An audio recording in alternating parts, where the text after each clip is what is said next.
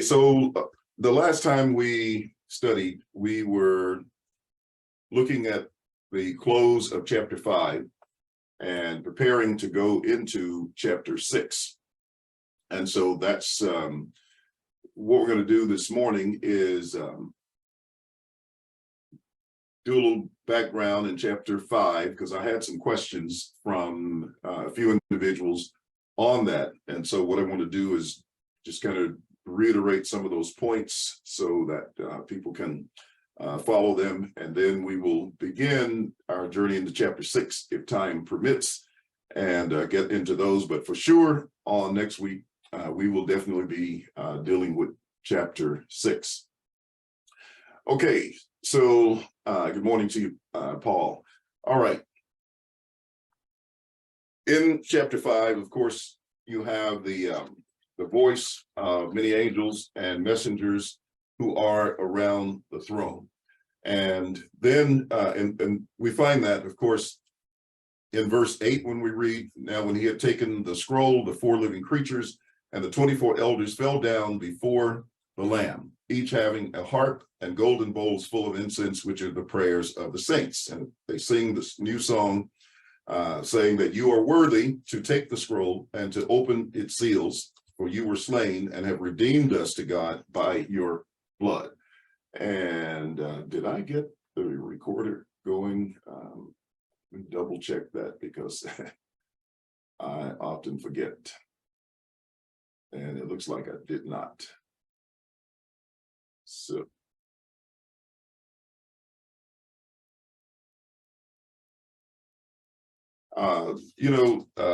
Rod, I know you're here. I deleted all those videos and they're still telling me that my storage is full and wanting to charge me. And I deleted over 566 videos. Some of you may not know what we're talking about, but these are all videos in Zoom storage that I had to get rid of because they wanted to increase my fees. And so I had to download them and save them. And in the process, now that I've downloaded, saved, and deleted them, they're still saying I'm over storage, and they keep popping these messages up. And so they granted me a one-time ability to record this morning. So I don't know how that's going to work. I may have to call them in between meetings. But as we were saying, in verse 9, they sang a new song saying, you are worthy to take the scroll, to open its seals, for you were slain, and you have redeemed us to God by your blood, out of every tribe and tongue and people and nation, and have made us kings and priests to our God, and we shall reign on the earth. Then in verse 11, it says, I looked, and I heard the voice of many angels around the throne, the living creatures and the elders, and the number of them was 10,000 times 10,000 and thousands of thousands. Now, this number simply represents the followers of God. And I know that most people take this to be a scene in heaven per se, with spiritual beings. Well, they are spiritual in the sense that they have come into Christ, but primarily this is a reference to individuals that we will further define as we move forward in the book of Revelation. But to give you some idea of what I'm referring to, in Sinai, it represented the tribes of Israel. I agree with you, Ron, it is crazy. Let's look at Deuteronomy chapter 33, beginning at verse 1. The text says, now this is the blessing which Moses, the man of God, with which Moses, the man of God, blessed the children of Israel before his death. And he said, the Lord came from Sinai and dawned on them from Seir. He shone forth from Mount Paran, and he came with 10,000s of his saints, or of saints.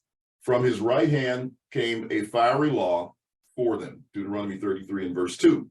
Yes, he loves the people. All his saints are in your hand.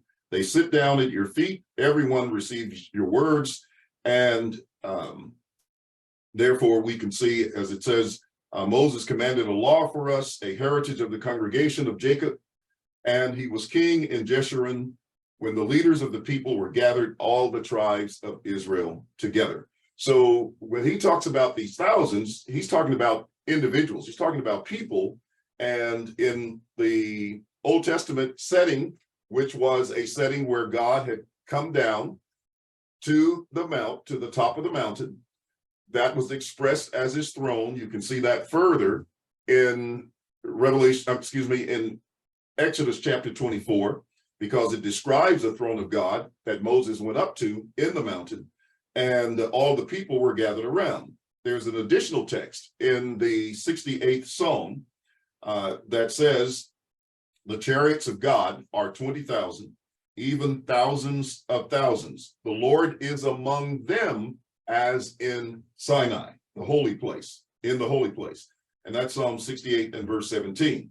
So we must not lose sight of the throne of God that was elevated above the earth. It's always spoken of as being in the heavens, if you please. I always try to direct people to Hebrews chapter 9 to learn about how the tabernacle represented, or the temple represented, heaven and earth. A lot of people are not aware of that. That throws them up when they start reading passages in the scriptures that talk about heaven and earth, and the heaven and earth being destroyed, etc. But that's all temple typology.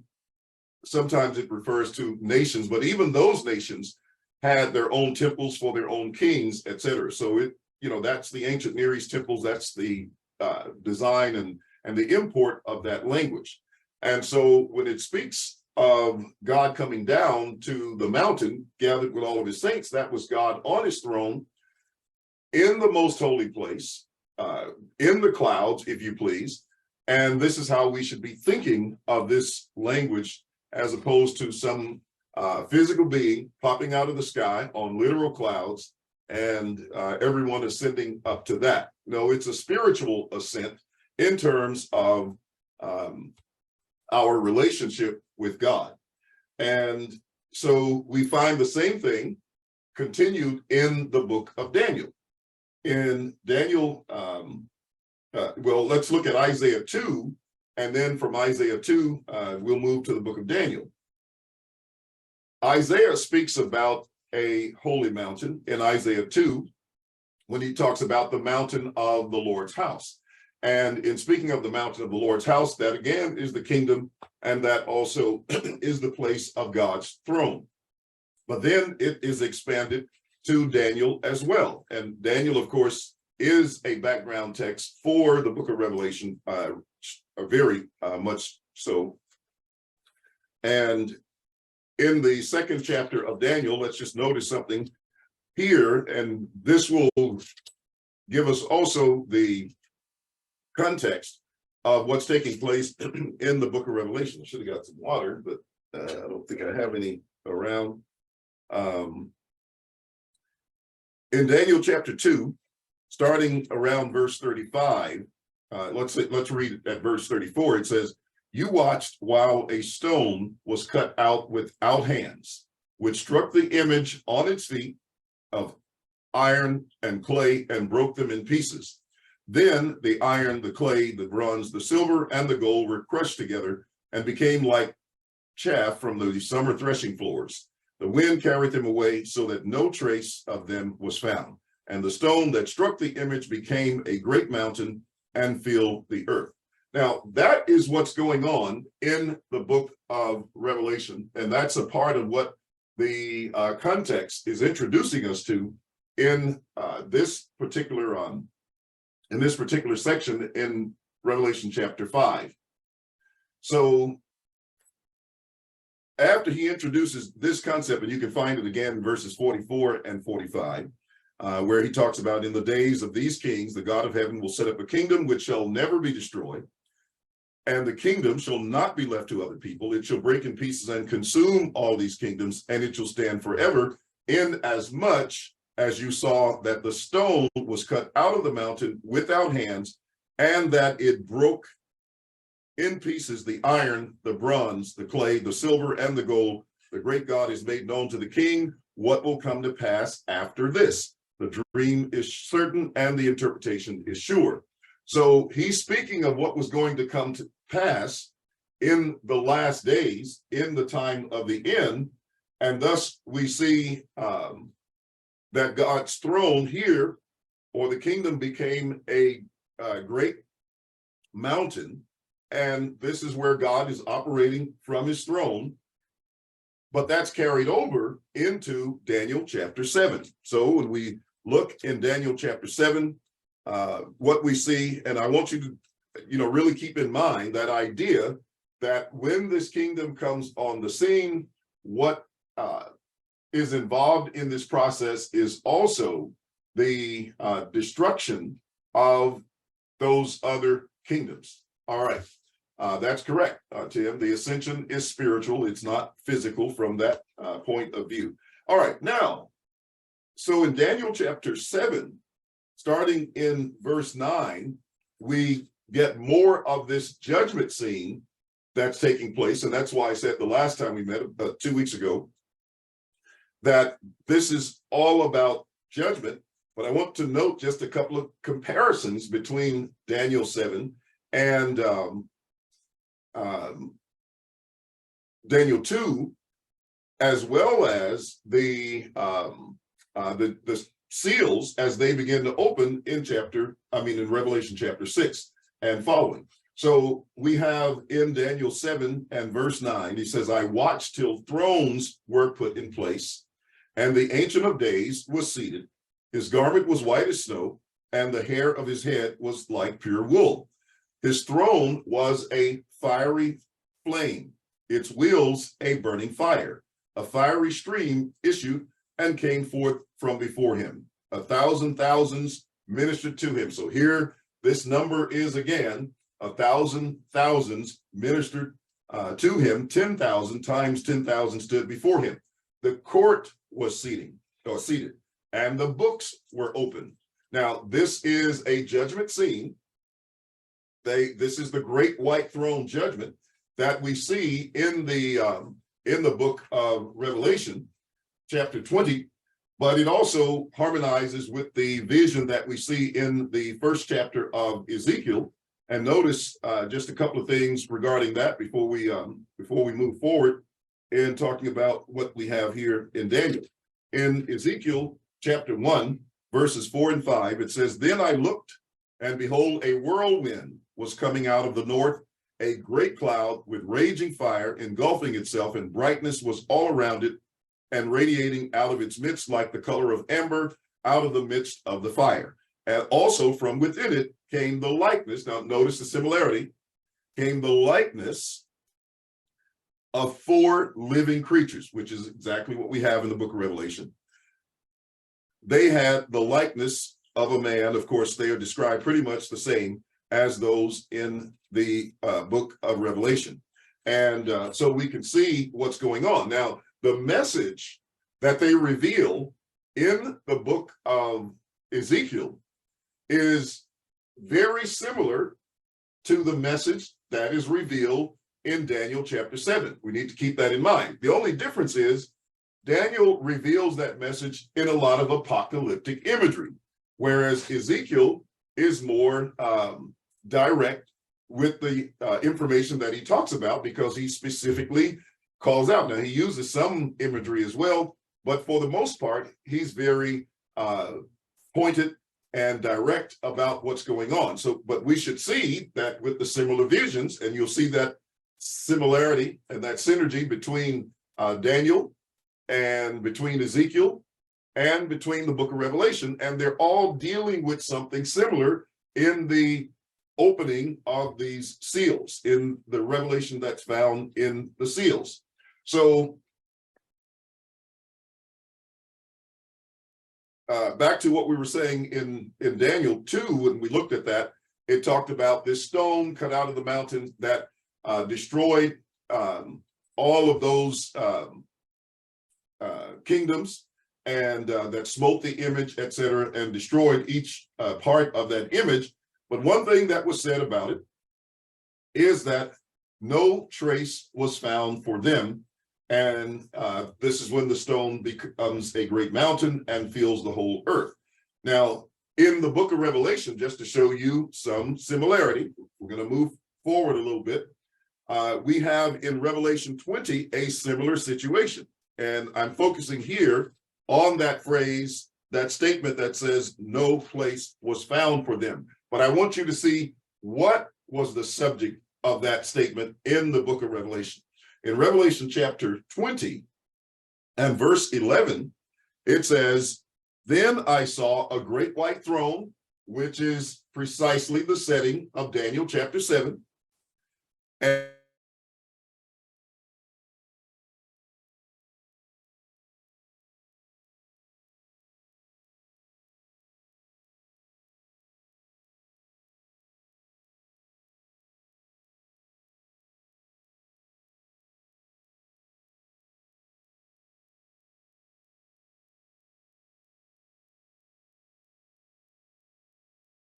to begin thinking about what's going on in the book of Revelation as we see it reflecting those things in the book of Daniel, or rather in the prophecies of Daniel, when he talks about there was no place found for them. And it's very important. So now look again in Daniel chapter 7, in this same judgment scene. Now this is Revelation 20 that we were looking at a moment ago, where the heaven and the earth flees and no place was found for it. So now let's look at what's happening in Daniel 7 and read verse 11. The text says, I watched then because of the sound of the pompous words which the horn was speaking. I watched till the beast was slain and its body destroyed and given to the burning flame. So at this same great white throne judgment that we see in Daniel, compared to what we are finding in the book of Revelation, we have a heaven and an earth that flees and no place was found for it. Here we have the beast being slain and its body destroyed and given to the burning flame. Now, what do you have in Revelation? You have those things cast into the lake of fire, just to point out just a correlation there. And then he says in verse 12 that the rest of the beasts, they had their dominion taken away. Now that's interesting, because when you look in chapter 7 and you see the beast, you see the bear, the lion, and the leopard, and then you see this fourth great and terrible beast that's found in the context. But you also have in this statement saying there was this horn, which of course is the little horn from my understanding, and that spoke these great things that, with pompous words. And that is where the attention is focused in the vision of Daniel chapter 7. In the book of Revelation, it was on the heaven and earth. So I think we will find there some correlations between the two, and we'll try to further develop that as we move forward. When he mentions the beast, and again, I believe these are the things that are going to be developed and unfolding in these seven seals. When he mentions the beast, we can look in Revelation chapter 19 and see that the battle here that's going on and what takes place in Revelation chapter 19, verses 19 and 20. So he says, and I saw the beast, the kings of the earth and their armies gathered together to make war against him who sat on the horse and against his army. And of course, you know, from Revelation chapter 19 and 15, we see that it is Christ who is on the white horse, verses 14 and 15, the armies of heaven follow him. But that's going to take us into chapter 6 in the coming messages when we look at that. But back to the statement, it says that it was the beast that was gathered to make war. And so in verse 20, then the beast was captured, and with him the false prophet who worked signs in his presence, by which he deceived those who received the mark of the beast and those who worshiped his image. These two were cast alive into the lake of fire, burning with brimstone. Now, notice again, back in Daniel chapter 7 and verse 11, I watched then because of the sound of the pompous words which the horn was speaking. I watched till the beast was slain and its body destroyed and given to the burning flame. So there's a correlation between that. You see the destruction of the beast And if you look at the context of Revelation 19, it should really begin to give some idea of who the beast was. And it's my understanding that this is what these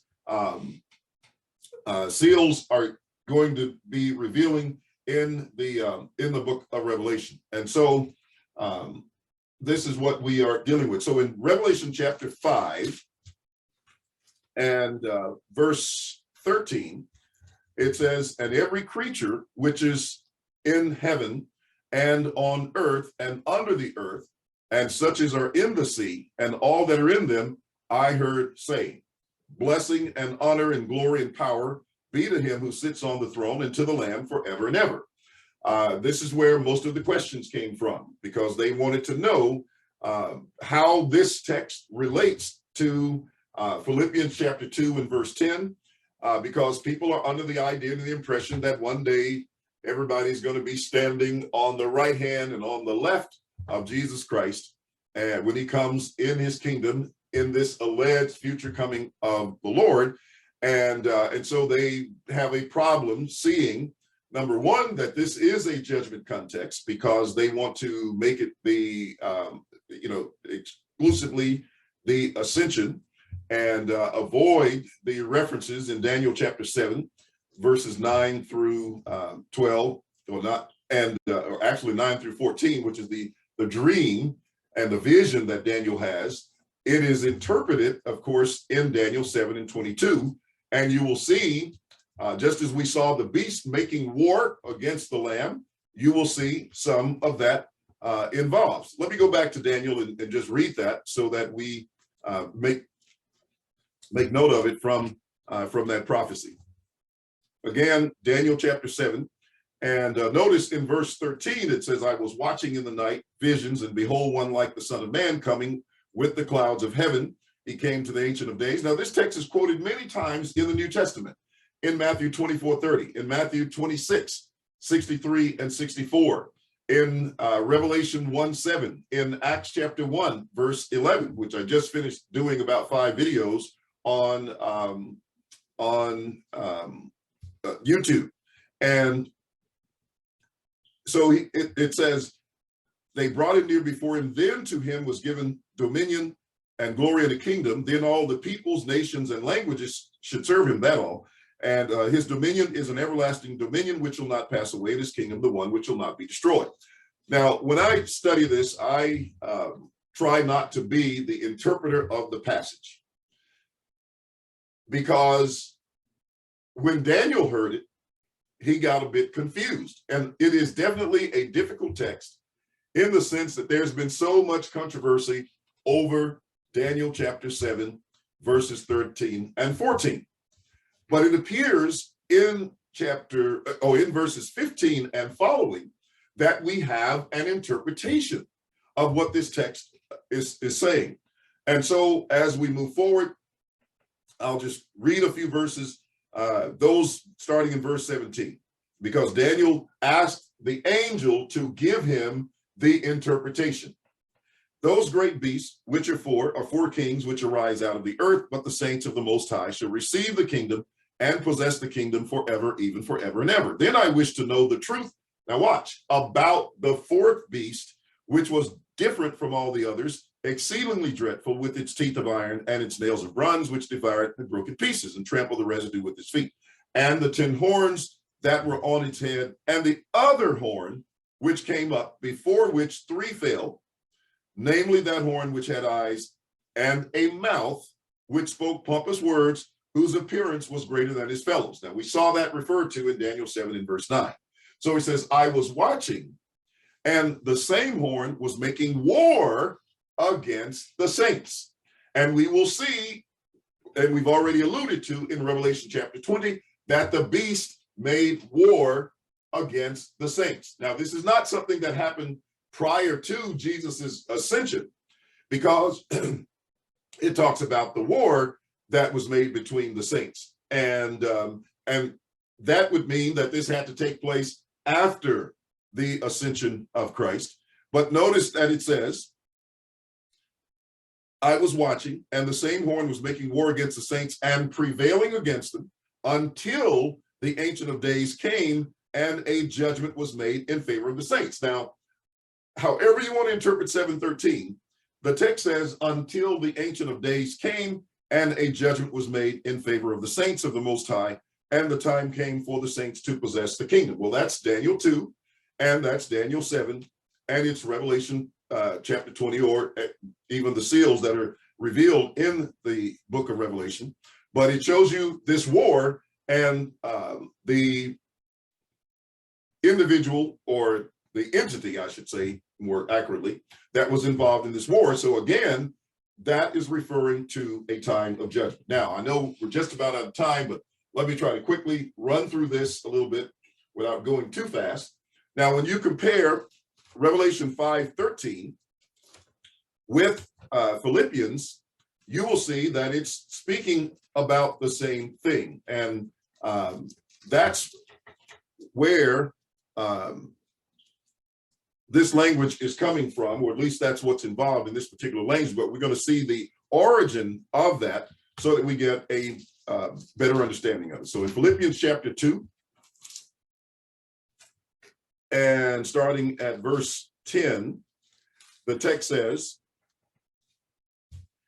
therefore God has also highly exalted him and given him a name which is above every name. Verse 10, that all the name, or at the name of Jesus, every knee should bow, of those in heaven and of those on earth and of those under the earth.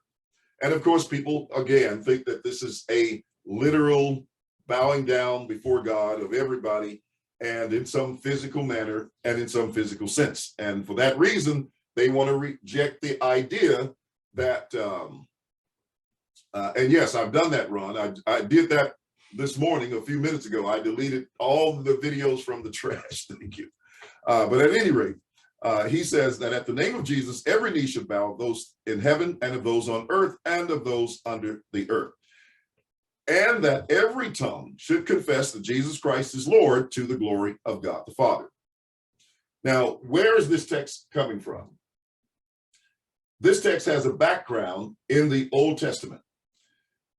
If you will compare Romans chapter 13, verses 13 and 14, you will get a better idea of the source for the text. So when we look at it, and I'll read verse 10, because that's going to tell you where it's from when we read verse 11. But why do you judge your brother? Or why do you show contempt for your brother? For we shall all stand. So there's the language speaking to those in the first century. We have to keep in mind the audience relevance of the text. Paul wrote to the Romans in the first century, and therefore he's dealing with a first century audience, not a 21st century audience, and says, or why do you show contempt for your brother? For we shall all stand before the judgment seat of Christ. Now, if you just go there and read it and think the we is so universal, extended to, all time from the perspective of Paul writing, then of course you're going to be waiting and waiting and waiting for this text to be fulfilled. But if you read it from that perspective, and then look at what he says next, you will understand that he was talking about this same judgment that we're looking at in Daniel 2, Daniel 7, Revelation 20, and even Revelation chapter 5, 11 through 13. So he says, for it is written, as I live, says the Lord, every knee shall bow to me. Well, that's exactly what he says in Philippians chapter 2. Every knee shall bow to me, and every tongue shall confess to God. So then each of us shall give account of himself to God. Now, that text is quoted from Isaiah chapter 43, chapter 45, Isaiah chapter 45, and we can go there and read it, which means that it is a part of Old Testament prophecy. That's what the apostles taught. They said they taught no other things than those things which are written in the law and in the prophets. And we basically have two groups of people out there.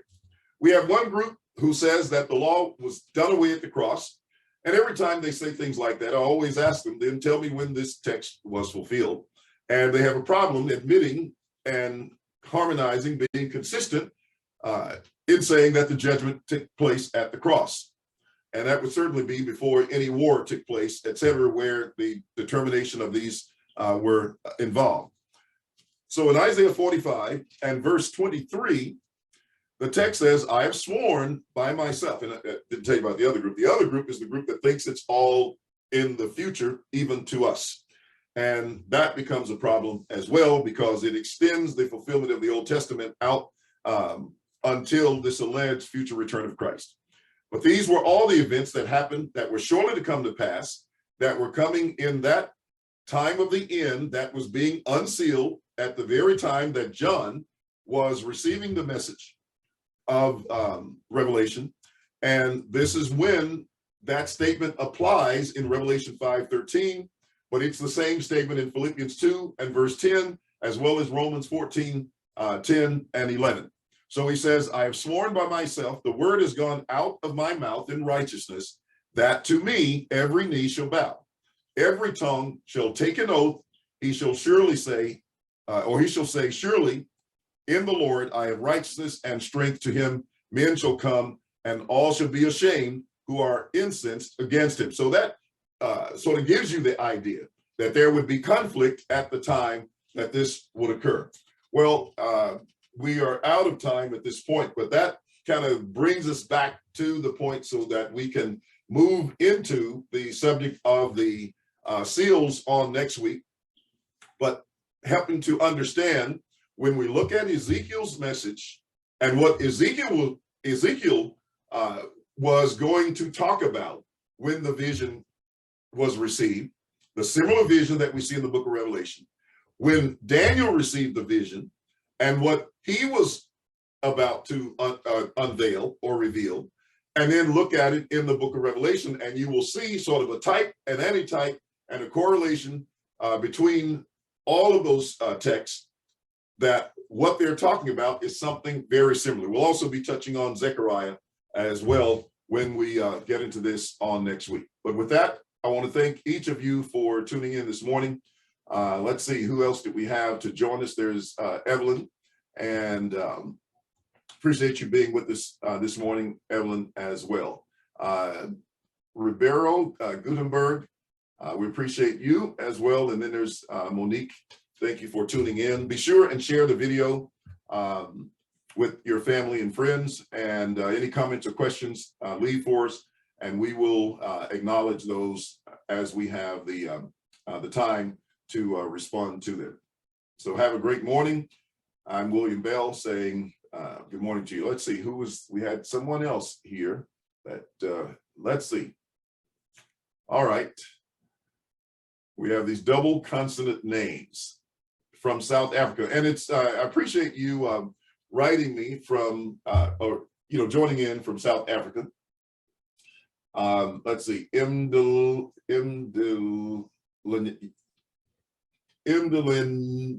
Koka, Yoka, I apologize. Those names are difficult, but once I hear it, I will get it. But we appreciate you all the way from South Africa. And we have several brothers in South Africa who are teaching. And I think even Holger is working with another young man from South Africa, but we've been in touch with several of you from South Africa. We appreciate you very much, and just continue to follow along as we study, and hopefully we'll get a chance to visit and meet you someday.